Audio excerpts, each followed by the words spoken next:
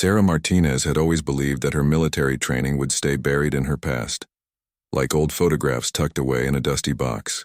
After 8 years serving as a Navy SEAL, she had traded her combat boots for running shoes and her tactical gear for civilian clothes. Now at 32, she worked as a fitness instructor at a small gym in downtown Portland, helping ordinary people achieve their health goals. The transition hadn't been easy. Sarah struggled with nightmares and the constant feeling that she needed to be alert for danger that never came.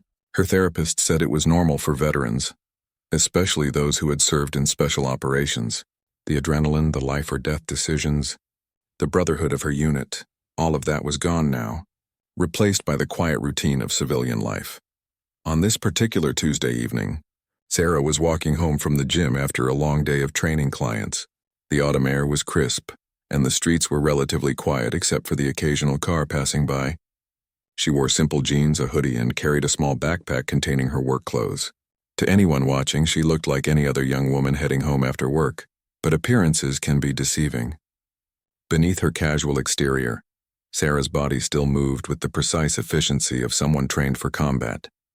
Her eyes automatically scanned her surroundings, noting potential escape routes and possible threats. Old habits die hard, especially when those habits once meant the difference between life and death. As she turned onto 5th Street, Sarah noticed a group of 3 men standing near the entrance of a convenience store. They were loud and clearly intoxicated, their voices carrying across the empty sidewalk. One of them, a large man with a shaved head and multiple tattoos covering his arms, was arguing with the store clerk visible through the window.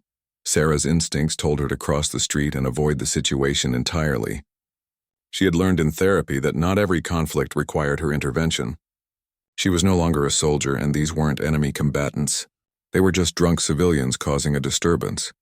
But as she continued walking, trying to mind her own business, she heard something that made her blood run cold. The tattooed man was shouting at someone inside the store, and his words were filled with racial slurs and threats of violence.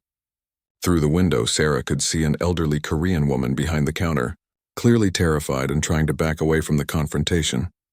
The woman reminded Sarah of her own grandmother, who had immigrated to America decades ago and worked countless hours in her small restaurant to provide for her family.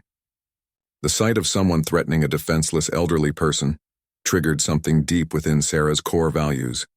She slowed her pace, weighing her options. The smart thing would be to call the police and keep walking. But the woman looked genuinely afraid, and Sarah knew that by the time law enforcement arrived, the situation could escalate dangerously. The 3 men were now pushing against the store's door, trying to force their way inside despite the clerk's obvious distress. Sarah could hear the elderly woman pleading with them in broken English, asking them to leave her store alone. Making a decision that would change everything, Sarah approached the group. She kept her voice calm and non-threatening, the way she had been trained to de-escalate situations during her military service. "Hey guys, maybe we should all just take a step back here," she said, positioning herself between the men and the store entrance. "The lady's just trying to do her job." The tattooed man turned to face her, his eyes bloodshot and his breath reeking of alcohol. He looked Sarah up and down with obvious disdain, taking in her small frame and unassuming appearance. "Mind your own business, little girl," he sneered. "This doesn't concern you." Sarah maintained her composure even as her military training kicked into high alert. She could assess immediately that the man outweighed her by at least 60 pounds and had reach advantage. His 2 companions were also large and appeared ready for trouble. "I'm just asking everyone to calm down," Sarah replied evenly. "There's no need for anyone to get hurt tonight." The man laughed, a harsh sound that echoed off the empty street. "Get hurt? Lady, you're the one who's about to get hurt if you don't walk away right now." Behind him, his friends chuckled and moved closer, forming a semicircle that would make escape difficult for Sarah. They clearly thought they had cornered an easy target, a small woman, who had made the mistake of interfering in their fun. Sarah felt the familiar surge of adrenaline that she remembered from combat situations. But this time she wasn't surrounded by her unit or equipped with military weapons. She was alone, outnumbered and facing opponents who had no idea what they were about to encounter. The elderly store clerk watched from behind the safety of her counter, her hands pressed against the glass as she witnessed the confrontation unfolding outside her store. She had no way of knowing that the young woman trying to help her possessed skills that could turn this situation on its head in a matter of seconds. The tension on the sidewalk grew thicker as the three men closed in around Sarah. She could feel their aggressive energy building, like a storm gathering strength before it breaks. Her years of training had taught her to read body language and recognize the subtle signs that preceded violence. The tattooed leader's hands were clenching and unclenching at his sides. His weight was shifting forward onto the balls of his feet. His breathing had become shallow and rapid. These were all indicators that he was preparing to strike. "Last chance, sweetheart," he said, his voice dropping to a menacing whisper. "Walk away now, or we're going to teach you a lesson about minding your own business." Sarah's mind raced through her options. She could still back down, apologize, and walk away. Part of her wanted to do exactly that. She had worked hard in therapy to learn when to engage and when to retreat. Fighting wasn't always the answer. But then she glanced through the store window and saw the elderly woman's terrified face. The clerk's hands were shaking as she reached for what Sarah assumed was a phone to call for help. This woman was someone's grandmother, someone's mother. She deserved to feel safe in her own workplace. "I can't do that," Sarah said quietly, her voice steady despite the dangerous situation. "I won't let you hurt that woman." The man's face twisted with rage and disbelief. He clearly wasn't used to being defied, especially by someone he perceived as weak and helpless. His masculine pride had been challenged in front of his friends, and Sarah knew that made him even more dangerous. "You stupid bitch," he snarled, pulling back his right hand. "You should have minded your own business." Sarah saw the punch coming before he had even finished forming the words. Time seemed to slow down as her combat training took over completely. Every hour she had spent in hand-to-hand combat drills, every simulation she had run with her SEAL team, every real-world engagement she had survived, all of it condensed into pure instinct. The man's fist flew toward her face with surprising speed for someone so intoxicated. But to Sarah, who had dodged bullets and survived close-quarters combat with trained enemy fighters, his movements seemed almost sluggish. She ducked under the punch with fluid grace, feeling the wind from his fist brush past her ear. In the same motion, she stepped forward and drove her elbow upward into his solar plexus with surgical precision. The man's eyes went wide with shock and pain as all the air rushed out of his lungs. He doubled over, gasping desperately for breath that wouldn't come. Sarah had struck the exact pressure point that would temporarily paralyze his diaphragm without causing permanent damage. His two friends stared in disbelief for a moment, unable to process what they had just witnessed. Their intimidating leader had been dropped by a woman half his size with what appeared to be a single move. "Get her," one of them shouted, breaking free from his paralysis. They rushed at Sarah from both sides, thinking they could overwhelm her with sheer numbers and brute force. They had no idea they were attacking someone who had been trained to fight multiple opponents simultaneously. Sarah's body moved with the deadly efficiency of a machine designed for war. She spun to her left, avoiding the first attacker's wild swing, and delivered a precise knife-hand strike to his throat. He dropped to his knees, clutching his neck and making choking sounds. The third man, realizing that something was very wrong, tried to grab Sarah from behind. But she sensed his approach and dropped into a low crouch, sweeping his legs out from under him with a move that sent him crashing to the concrete sidewalk. In less than 15 seconds, all three attackers were on the ground. The tattooed leader was still struggling to breathe, his face turning red as he gasped for air. The second man was holding his throat and making strangled noises. The third was lying on his back, staring at the sky with a dazed expression. Sarah stood in the center of the chaos, her breathing calm and controlled. Her hoodie was slightly wrinkled, but otherwise she looked completely unaffected by the brief but decisive encounter. She wasn't even breathing hard. Around her, the three men slowly began to recover from their respective injuries. None of them were seriously hurt. Sarah had used precisely the amount of force necessary to neutralize the threats without causing permanent damage. Her training had taught her to be lethal when required, but also to show restraint when the situation called for it. The tattooed man finally managed to take a shuddering breath. He looked up at Sarah with a mixture of pain, confusion, and growing fear. This wasn't how the confrontation was supposed to go. He and his friends were supposed to be the predators and she was supposed to be the prey. "What the hell are you?" he wheezed, still doubled over and holding his stomach. Sarah looked down at him with calm, professional detachment. "Someone you shouldn't have messed with," she replied simply. Inside the store, the elderly clerk had watched the entire confrontation unfold through the window. Her mouth was open in amazement as she stared at the young woman who had just single-handedly defeated 3 much larger attackers. But Sarah's ordeal was far from over. As the 3 men slowly picked themselves up off the sidewalk, she could see the fury building in their eyes. Their pride had been shattered, their masculinity challenged, and their dominance completely undermined by someone they had dismissed as an easy target. This wasn't going to end with them walking away ashamed. Sarah realized she had made enemies tonight, and they weren't going to forget what had happened here. The 3 men struggled to their feet, their faces twisted with humiliation and rage. They had come to this store expecting to intimidate an elderly woman and maybe cause some trouble. Instead, they had been systematically dismantled by someone who looked like she should be teaching yoga classes, not dropping grown men like they were children. "This isn't over," the tattooed leader gasped, still holding his stomach where Sarah's elbow had connected. "We know where you work out. We've seen you at that gym on Morrison Street." Sarah felt a chill run down her spine. These men had been watching her, learning her routines. This confrontation wasn't random. They had targeted her specifically, but why? "Yeah," said the second man, his voice still hoarse from the throat strike. "We know all about you, Sarah Martinez. Former military, right? Thinks she's some kind of tough guy." The use of her name confirmed Sarah's worst fears. This wasn't a chance encounter. These men had been planning something, and she had walked right into their trap by trying to help the store clerk. "How do you know my name?" Sarah asked, her voice remaining calm despite the growing alarm she felt inside.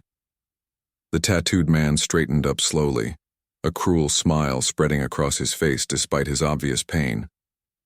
"My brother Rick sends his regards. Remember Rick Daniels? Big guy, Marine tattoo on his shoulder?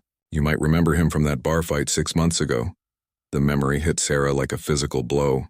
6 months ago, she had been having a quiet drink at a local tavern when she witnessed a Marine veteran harassing a young waitress. The situation had escalated when the man, who was clearly intoxicated and suffering from what appeared to be PTSD, had grabbed the woman inappropriately. Sarah had intervened, trying to de-escalate the situation peacefully. But when the man became violent and swung at her, she had been forced to defend herself. The confrontation had ended with the Marine unconscious on the floor, and Sarah walking away before the police arrived. She had hoped that would be the end of it. But apparently, Rick Daniels had a brother who didn't appreciate his sibling being embarrassed by a woman. "Rick told us all about you," the brother continued, his confidence returning as his breathing normalized. "Said you got lucky that night. Said you sucker punched him when he wasn't looking." Sarah almost laughed at the absurdity of the claim. Rick Daniels had been facing her when she struck him, and the blow had come only after he had attempted to assault both the waitress and Sarah herself. But she knew that men like this often rewrote history to protect their egos. "Your brother was harassing an innocent woman," Sarah said calmly. "I gave him multiple chances to walk away." "Bullshit." The third man spat, finally finding his voice. "Rick said you attacked him without warning. Said you were probably some kind of military freak who couldn't handle civilian life." Sarah's jaw tightened at the insult, but she kept her emotions in check. She had heard similar comments before from people who didn't understand what veterans went through when transitioning back to civilian society. "So you 3 decided to what? Teach me a lesson?" Sarah asked. "Follow me around until you found the right opportunity to jump me?" "We were going to mess with the old lady until you showed up," the tattooed man admitted with obvious satisfaction. "Figured we'd kill 2 birds with 1 stone. Get payback for Rick and have some fun with the grandmother in there." Sarah's blood ran cold. These men hadn't just been planning to confront her. They had been willing to terrorize an innocent elderly woman just to draw Sarah out. The level of cruelty and calculation involved made her realize she was dealing with truly dangerous individuals. "But now we know what you really are," the man continued, his voice growing more confident. "Rick was right. You're just another broken soldier who can't let go of the war. You think your military training makes you special? But you're nothing but a has-been playing dress-up in the real world."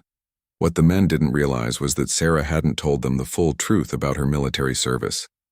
When people asked about her time in the armed forces, she usually said she had been in the Navy, and left it at that. Most civilians assumed she had been a cook or a mechanic or some other support role. She never mentioned the SEAL teams. She never talked about the classified missions or the years of training that had turned her into one of the most lethal individuals on the planet. People weren't ready to hear that their fitness instructor had once infiltrated enemy territory and eliminated high-value targets with her bare hands. "You have no idea what I am," Sarah said quietly, her voice carrying an undertone that made all three men unconsciously take a step backward. The elderly store clerk, who had been watching the confrontation through the window, suddenly appeared at the door. She had been listening to the conversation, and Sarah could see recognition dawning in the woman's eyes. "Young lady," the clerk said in accented English, "these men, they have been coming here for weeks. They threaten me, demand money. They say they will hurt me if I call police." Sarah's anger flared. These weren't just opportunistic bullies. They were running an extortion racket, targeting vulnerable business owners who were afraid to fight back. "Mrs. Kim," Sarah said, somehow knowing the woman's name from a business license visible in the window. "How long has this been going on?" "2 months," the elderly woman replied, tears forming in her eyes. "They take money every week. They say they will burn down my store if I refuse." The tattooed man laughed harshly. "And now you know why we don't want heroes like you interfering in our business. This whole neighborhood is under our protection now." Sarah's training had taught her to recognize organized criminal activity when she saw it. These men weren't just random thugs. They were part of something larger and more dangerous. But what they still didn't understand was exactly who they had chosen to threaten. Sarah looked at Mrs. Kim's frightened face and felt something shift inside her chest. The elderly woman's hands were trembling as she spoke about months of terror and extortion. This wasn't just about a random confrontation anymore. This was about protecting innocent people from predators who fed on fear. "Mrs. Kim, go back inside and lock the door," Sarah said gently but firmly. "This is going to get worse before it gets better." The store clerk nodded and quickly retreated behind the safety of her counter, but Sarah could see her reaching for her phone. Whether she was calling family or the police, Sarah hoped help would arrive soon. The tattooed man seemed to interpret Sarah's protective gesture as a sign of weakness. "That's right, soldier girl. Run back to your little old lady and hide behind her counter. Maybe we'll come back tomorrow when you're not around to play bodyguard." "There won't be a tomorrow," Sarah said, her voice dropping to a tone that carried unmistakable authority. "You're done terrorizing people in this neighborhood." The three men looked at each other and burst into laughter. They still saw Sarah as nothing more than a former military washout who had gotten lucky in their first encounter. "Listen to her," the second man wheezed between laughs. "She thinks she's some kind of action movie hero." "What are you going to do? Call your army buddies to help you out." "Navy," Sarah corrected automatically. "And I don't need to call anyone." Something in her tone made the laughter die in their throats. For the first time, they seemed to notice the way Sarah was standing. Perfectly balanced, weight distributed evenly, hands relaxed but ready. She looked like a weapon that was currently pointed in safe mode but could be activated instantly. The tattooed leader's eyes narrowed as he studied Sarah more carefully. "Navy, huh? What did you do in the Navy? Push papers around on some ship?" Sarah considered her options. She could continue to let them underestimate her, or she could tell them the truth and hope it would convince them to walk away before someone got seriously hurt. Given what she now knew about their extortion activities, she realized these men were beyond reasoning with. "I was a SEAL," Sarah said simply. The words hung in the air like a bomb waiting to explode. All three men stared at her with expressions ranging from disbelief to dawning horror. "Bullshit," the tattooed man said, but his voice lacked conviction. "Women can't be SEALs." "Actually, they can," Sarah replied calmly. "The first woman graduated from SEAL training in 2021. I was the third in 2018. Before that, I spent 2 years proving I belonged there." The second man shook his head vigorously. "You're lying. No way someone like you could make it through SEAL training." Sarah almost smiled at their incredulity. She had heard similar reactions countless times during her military career. People looked at her petite frame and assumed she couldn't possibly possess the physical and mental toughness required for special operations. "SEAL training isn't just about being big and strong," Sarah explained, her voice taking on an educational tone. "It's about mental resilience, technical skill, and the ability to function under extreme pressure. Size can actually be an advantage in certain situations." "Prove it," the tattooed man challenged, though he was unconsciously backing away from her. Sarah reached into her pocket and pulled out her phone. She scrolled through her photos until she found what she was looking for. A picture of her SEAL team taken after a successful mission in Afghanistan. 8 warriors in full combat gear, weapons ready, faces painted with camouflage. Sarah was third from the left. Unmistakably female, but clearly one of the team. She held the phone out so all 3 men could see the image. Their faces went pale as they realized she wasn't bluffing. Team 7, Sarah said matter-of-factly. We specialized in direct action missions behind enemy lines. Counter-terrorism, hostage rescue, high-value target elimination. I spent 4 years doing things that most people can't even imagine. The third man, who had been mostly quiet until now, suddenly found his voice. Holy shit, Rick didn't tell us you were a fucking Navy SEAL. Language doesn't matter, Sarah continued, putting her phone away. What matters is that you gentlemen have been terrorizing innocent people for months. Mrs. Kim and probably other business owners in this area. That ends tonight. The tattooed leader tried to regain his composure, but Sarah could see the fear creeping into his eyes. Look, maybe we got off on the wrong foot here. We didn't know who you were. Maybe we can work something out. There's nothing to work out, Sarah replied. You're going to stop extorting money from local businesses. You're going to leave Mrs. Kim and everyone else in this neighborhood alone, and you're going to turn yourselves into the police. And if we don't? The second man asked, though his bravado was clearly forced. Sarah's expression didn't change, but something cold and dangerous flickered in her eyes. Then I'll do what I was trained to do. And trust me, gentlemen, you don't want to find out what that looks like. The 3 men huddled together, whispering frantically among themselves. Sarah could see them weighing their options, trying to decide if their pride was worth the risk of facing someone with her training and experience. But Sarah knew men like this. They had built their entire identity around intimidating people weaker than themselves. Being told what to do by a woman, even one with her credentials, would be almost impossible for them to accept. She was right. After a few moments of heated discussion, the tattooed leader straightened up and faced her again. "Seal or no seal," he said, trying to project confidence he clearly didn't feel. "You're still just one person, and there are a lot more than 3 of us in this organization." Sarah nodded slowly. "I was hoping you wouldn't say that." Inside the store, Mrs. Kim was on the phone with someone speaking rapidly in Korean. Sarah hoped she was calling the police because this situation was about to become much more complicated than a simple street confrontation. The tattooed man's threat about having more people in their organization sent a chill through Sarah's tactical mind. What had started as a simple confrontation was revealing itself to be part of a much larger criminal network. These 3 weren't just random bullies, they were foot soldiers in an organized extortion ring. "How many businesses are you hitting?"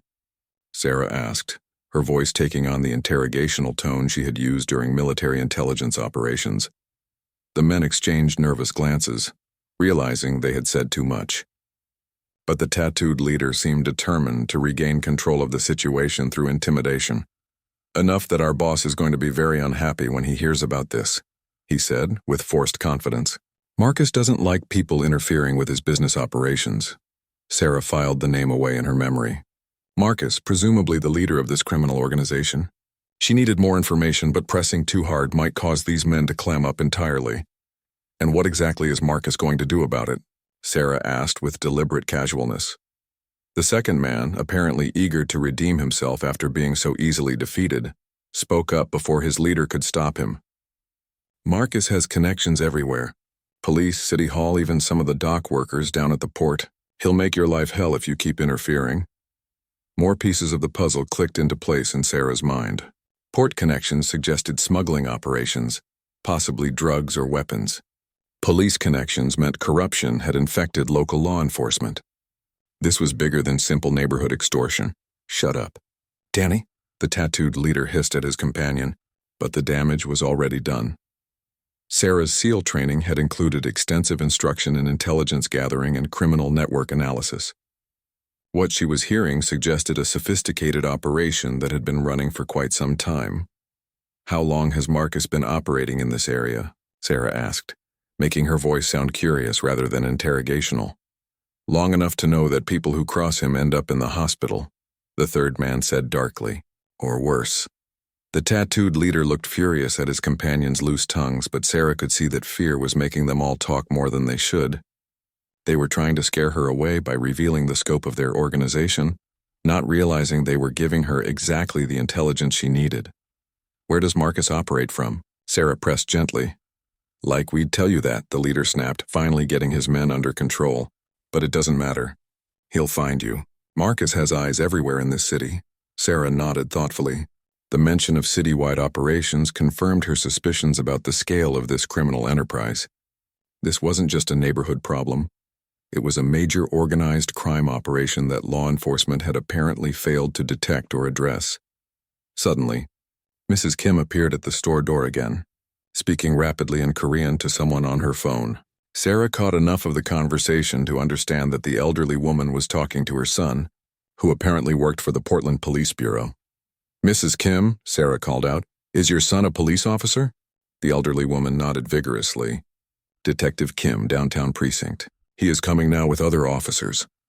The three men immediately started looking around for escape routes, but Sarah noticed something troubling in their behavior. Instead of panicking about police arrival, they seemed more concerned about how to explain the situation to their boss. Marcus won't like that we involved the cops, Danny muttered nervously. Marcus won't like that we got our asses kicked by one woman, the tattooed leader replied harshly. We need to figure out how to spin this. Sarah realized with growing alarm that these men weren't afraid of police intervention. Their earlier mention of law enforcement connections suggested that Marcus had corrupted officers within the department. Detective Kim might be walking into a trap. Mrs. Kim, Sarah said urgently, call your son back. Tell him to be very careful who he trusts with information about tonight. There might be corruption in the department. The elderly woman's eyes widened with fear. You think police help Marcus? It's possible, Sarah replied. Your son needs to know that this organization has connections throughout the city, including law enforcement. The tattooed leader laughed harshly. Too late for warnings, lady. Detective Kim is going to get a very interesting phone call in about 5 minutes. Marcus has friends who will make sure tonight's incident gets reported properly. Sarah's mind raced through the implications. If Marcus had corrupted officers within the police department, then Mrs. Kim's son could be walking into serious danger. The detective might think he was responding to a simple disturbance call, not realizing he was about to encounter a sophisticated criminal organization that had already infiltrated his own department. How many officers work for Marcus? Sarah asked bluntly. Enough, the leader replied with obvious satisfaction. Enough to make sure that any police reports about tonight disappear into the proper filing cabinets. Sarah felt her military training kicking into high gear. This was no longer about stopping 3 street-level criminals. She was looking at a network that posed a genuine threat to public safety and the integrity of local law enforcement. Mrs. Kim, Sarah said firmly, when you talk to your son, tell him to come alone and to park several blocks away. Tell him to approach on foot and to be ready for anything. The elderly woman nodded and began speaking rapidly into her phone again, relaying Sarah's warnings in a mixture of Korean and English. The 3 men watched this exchange with growing unease. Their simple plan to intimidate Sarah had spiraled completely out of control, and now they were facing the possibility of police intervention that their organization might not be able to control. You have no idea what you've started, the tattooed leader said quietly. Marcus doesn't just run an extortion ring. He controls half the criminal activity in this city. Drugs, weapons, human trafficking, you name it, he's got his fingers in it. Sarah felt a cold fury building in her chest. Human trafficking meant innocent people were being bought and sold like merchandise. Children might be involved. This was exactly the kind of evil that her SEAL training had prepared her to fight against. Then it's time someone stopped him, Sarah said simply. Sarah's declaration hung in the air like a challenge to the universe itself. The 3 men stared at her with a mixture of disbelief and growing terror as they began to understand that they weren't dealing with an ordinary citizen who could be intimidated into silence. You can't be serious, the tattooed leader said, but his voice lacked conviction. Marcus has been building this operation for over 5 years. He's got protection at every level. Street dealers, crooked cops, judges, even some city council members. You think one ex-soldier can bring all that down? I've brought down bigger networks than this, Sarah replied calmly. And I didn't do it alone.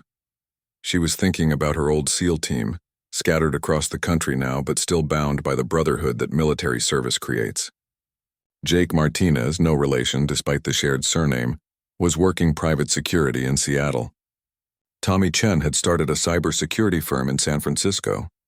Maria Rodriguez was training new recruits at the Naval Special Warfare Facility in San Diego. Each of them had skills that could be useful in dismantling an organization like Marcus's. But more importantly, they all shared Sarah's commitment to protecting innocent people from predators. "Mrs. Kim," Sarah said, switching her attention to the elderly woman who was still on the phone with her son, "how many other business owners in this neighborhood are being extorted?" The store clerk lowered her phone and looked around nervously before answering. "Almost everyone on this street. Restaurant owners, the laundromat, the barber shop, even the church at the end of the block. Everyone pays Marcus's men or they get hurt." Sarah felt her anger building into something cold and focused. A church. These criminals were extorting money from a house of worship, probably taking donations meant for community programs and aid to the poor. "How much are they demanding from each business?" Sarah asked. $500 every week from small businesses like mine," Mrs. Kim replied. "More from bigger places. The restaurant pays over $1,000. Sarah did quick mental calculations. If Marcus's operation was hitting 20 businesses in this neighborhood alone, and there were probably similar networks operating in other parts of the city, they could be generating hundreds of thousands of dollars monthly. That kind of money could buy serious corruption and influence. The tattooed leader watched Sarah's face as she processed this information. "Now you're starting to understand," he said with bitter satisfaction. "This isn't some small-time operation you can shut down with a few phone calls. Marcus has built something that's woven into the fabric of this city. Every criminal network has weaknesses," Sarah replied. "The bigger they get, the more vulnerable they become. More people involved means more chances for someone to make a mistake or want to flip for immunity." Danny, the man whose throat Sarah had struck earlier, suddenly looked very uncomfortable. "Hey, maybe we should all just calm down here. Nobody needs to do anything crazy." Sarah noticed the shift in his demeanor. The mention of people flipping for immunity had clearly struck a nerve. Danny might be exactly the weak link she needed. "Danny," Sarah said, focusing her attention on him. "How long have you been working for Marcus?" I don't have to answer that," Danny stammered, looking at his companions for support. "About 6 months," the tattooed leader answered for him. "Danny's new to the organization, still learning how things work." Sarah could see the fear in Danny's eyes. He was young, probably in his early 20s, and clearly uncomfortable with the level of violence and intimidation that the organization demanded. He might be someone who could be turned. "Danny," Sarah said gently, "do you have family in this city? People you care about who might get hurt if this war escalates?" "Leave my family out of this," Danny said quickly, confirming Sarah's suspicion that he had loved ones who could be endangered. "I'm not threatening your family," Sarah clarified. "I'm asking if you want to protect them from what's coming. Because when this organization falls, and it will fall, everyone associated with it is going down too." Danny's face went pale. "What do you mean?" "Federal law enforcement has been looking for a way into operations like this for years," Sarah explained. "When they finally get their opening, they'll roll up everyone involved. The street-level guys like you will go to prison for years, while the people at the top will probably cut deals and serve minimal time." The tattooed leader shot Danny a warning look. "Don't listen to her, Danny. She's trying to turn you against the organization. Marcus takes care of his people, does he?" Sarah asked pointedly. "When was the last time Marcus personally visited any of you? When did he last check on your families or help with medical bills or legal troubles?" Danny's silence was telling. Sarah could see him thinking about his relationship with the organization and apparently not liking what he found. "Marcus doesn't even know your real names, does he?"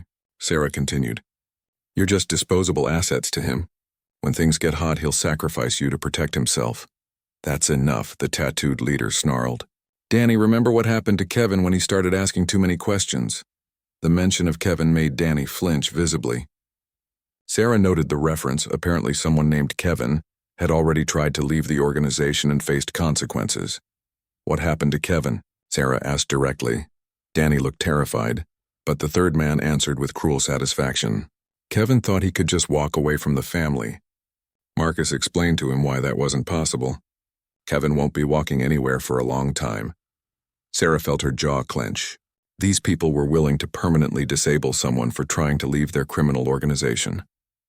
That level of brutality suggested Marcus ruled through fear and violence, which meant anyone who opposed him was in serious danger. But it also meant that people like Danny were essentially prisoners, trapped in an organization they might want to leave but couldn't escape from safely. "Danny," Sarah said quietly, "I can help you get out, but only if you help me understand how the organization works." "Don't even think about it," the tattooed leader warned. "Sarah Martinez, you might be a tough soldier, but Marcus has resources you can't imagine. He's got safe houses, armed security, and people who specialize in making problems disappear permanently." Sarah nodded thoughtfully. "Safe houses mean he's got a fixed location where he feels secure. Armed security means he's paranoid about his personal safety. And people who make problems disappear permanently means he's got killers on his payroll." She was thinking like a military strategist now, analyzing the enemy's capabilities and looking for tactical advantages. Marcus sounded like a typical organized crime boss, powerful within his territory, but ultimately vulnerable to the kind of asymmetric warfare, tactics that special operations forces specialized. "And you don't understand," the third man said desperately. "Marcus isn't just some street thug. He used to work for some serious people before he started his own operation. Military contractors, private security firms, people with access to serious hardware." This information caught Sarah's attention immediately. If Marcus had connections to military contractors or private security companies, he might have access to weapons, surveillance equipment, and training that went far beyond typical street crime. But it also meant he might have enemies among his former associates, people who could provide intelligence about his operations and vulnerabilities. "What kind of military contractors?" Sarah asked. The tattooed leader realized his companion had said too much. "Shut up, Tony. We've already told her way more than we should have." But Tony seemed panicked now, desperate to convince Sarah that she was taking on more than she could handle. "Marcus used to work for Blackwater, or whatever they're calling themselves now. He did private security in Iraq and Afghanistan. The guy knows how to fight a war." Sarah almost smiled. Marcus might know how to fight a conventional war, but Sarah doubted he had experience with the kind of unconventional warfare that SEAL teams specialized in. His military contractor background probably meant he was used to operating with superior firepower and numerical advantage, exactly the kind of conventional thinking that special operations forces were trained to exploit at that moment. Mrs. Kim appeared at the store door again, looking worried. "My son says he is 2 blocks away, but someone called his captain about tonight. Captain wants Detective Kim to wait for backup before investigating." Sarah's tactical mind immediately recognized the implications. If Marcus had corrupted officers within the police department, they would try to control the investigation from the beginning. Detective Kim might be walking into a situation where his own backup couldn't be trusted. "Mrs. Kim, call your son right now," Sarah said urgently. "Tell him not to wait for backup. Tell him to approach alone and be ready for anything. And most importantly, tell him not to trust anyone at the precinct with information about what he finds here tonight." Mrs. Kim spoke rapidly into her phone, relaying Sarah's warnings to her son. The urgency in the elderly woman's voice made it clear that she understood the gravity of the situation. Her son was walking into a potential trap, and the people he normally trusted for backup might be working for the enemy. The 3 men watched this exchange with growing desperation. Their simple intimidation mission had become a complete disaster, and now they faced the prospect of a police detective who might not be under Marcus's control, investigating their activities. "This is all your fault," the tattooed leader said to Sarah, his voice filled with rage and fear. "Marcus is going to blame us for letting this get out of hand. Do you have any idea what he does to people who disappoint him?" "I'm starting to get a picture," Sarah replied calmly. "But here's what you gentlemen don't seem to understand. Your biggest problem isn't Marcus anymore. It's me." Danny looked confused. "What do you mean?" Sarah's expression hardened as she shifted into full tactical mode. "You told me that Marcus has connections to military contractors, safe houses, and armed security. You think that makes him dangerous? But what you don't realize is that I spent 4 years hunting people exactly like him." The 3 men exchanged nervous glances as Sarah continued. "In Afghanistan and Iraq, we called them high-value targets. Criminal warlords who controlled territory through fear and corruption. Men who thought their private armies and fortified compounds made them untouchable. My team specialized in proving them wrong. Tony, the third man, was beginning to look genuinely terrified. You can't just declare war on Marcus. This isn't some foreign country where you can operate outside the law. You're right, Sarah acknowledged. This is America, where we have something even better than military authorization. We have a justice system that's designed to protect people like Mrs. Kim from people like Marcus. She pulled out her phone and began scrolling through her contacts. My old team members are scattered across the country now, but they all work in related fields. Private security, cybersecurity, federal law enforcement. And every single one of them has been waiting for a chance to do something meaningful again. The tattooed leader watched Sarah's face as she considered her options. You're bluffing. You can't just call up your old war buddies and ask them to help you take down a criminal organization. Actually, I can, Sarah said, hitting a number on her phone. Jake, it's Sarah Martinez. I need to ask you a favor. The conversation that followed was brief but intense. Sarah outlined the situation in military-style shorthand, describing the criminal network, the level of corruption, and the immediate threat to Detective Kim. Her former teammate listened without interruption, asking only tactical questions about resources and timeline. Understood, Jake's voice came through the phone speaker, loud enough for everyone to hear. Tommy and Maria are working a joint task force case in Portland next week anyway. I can have them moved up to tomorrow. What do you need for immediate support?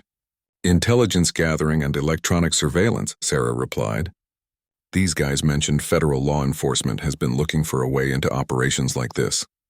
We might be able to provide the opening they need. The three men listened to this conversation with growing horror. What had started as a simple intimidation job was turning into a coordinated law enforcement operation, targeting their entire organization. Sarah, Jake continued over the phone, are you in immediate danger? Do you need extraction? Negative. Situation is contained for now, but we have a local detective en route who might be walking into a trap. I need you to run some background checks on Portland PD to identify potential corruption. Already on it. Tommy's running data analysis as we speak. We should have a preliminary report within the hour. Sarah ended the call and looked at the three men with cold professional assessment. Gentlemen, you now have approximately 1 hour to decide whether you want to be part of the problem or part of the solution. Danny stepped forward, his face pale but determined. What do you need to know about Marcus? The tattooed leader spun around furiously. Danny, what the hell are you doing? I'm trying to protect my little sister. Danny replied quietly. She's only 14 and she doesn't deserve to get hurt because I made stupid choices. Sarah nodded approvingly. Smart decision, Danny. What can you tell me about Marcus's operation? Over the next few minutes, Danny provided a wealth of information about the criminal network. Marcus operated from a warehouse complex near the waterfront, protected by at least 6 armed guards at any given time. The organization had corrupted 3 officers in the Portland Police Bureau, 2 city council members, and a judge who ensured that any arrests resulted in minimal sentences. The human trafficking operation moved people through the port facility every 2 weeks, using legitimate shipping containers as cover. The drug distribution network supplied half the street dealers in the city, and the extortion racket targeted over 50 businesses across 4 neighborhoods. How many people work for Marcus directly? Sarah asked. Maybe 20 guys like us who handle collections and intimidation, Danny replied. Plus the security team at the warehouse, the people who run the trafficking operation, and the corrupt officials who provide protection. Sarah was already formulating a plan. A network this size would require careful coordination to dismantle, without allowing key players to escape or destroy evidence. But with her former teammates providing support and Detective Kim potentially serving as a trusted contact within law enforcement, it was definitely achievable. At that moment, a figure emerged from the shadows at the end of the street. Detective Kim approached cautiously, his hand resting on his service weapon as he assessed the situation. Mom called and said there was trouble, he said in accented English, his eyes moving between Sarah and the 3 men. She also said I shouldn't trust backup tonight. Sarah stepped forward slowly, keeping her hands visible. Detective Kim, my name is Sarah Martinez. Your mother is safe, but we've uncovered something much bigger than a simple disturbance call. Detective Kim studied Sarah's face carefully. Mom said you used to be military. Said these men have been threatening local businesses for months. That's correct, Sarah replied. But it goes deeper than that. We're looking at organized crime with corruption reaching into your own department. The detective's expression darkened. Which officers? Danny looked terrified, but Sarah nodded encouragingly. With obvious reluctance, he named the 3 corrupted police officers and provided details about their relationship with Marcus's organization. Detective Kim's face went through a range of emotions as he processed this information. Anger, disgust, and determination settled into his features. These are serious accusations, he said finally. Do you have evidence? We're going to get it, Sarah replied confidently. But first, we need to make sure these 3 gentlemen are safely in custody somewhere that Marcus can't reach them. She looked at Danny, Tony, and the tattooed leader with cold efficiency. You have a choice. Cooperate fully with Detective Kim's investigation and enter protective custody, or take your chances with Marcus when he finds out how badly you've compromised his operation tonight. The tattooed leader made one last attempt at defiance. Marcus will find us wherever you put us. He's got people everywhere.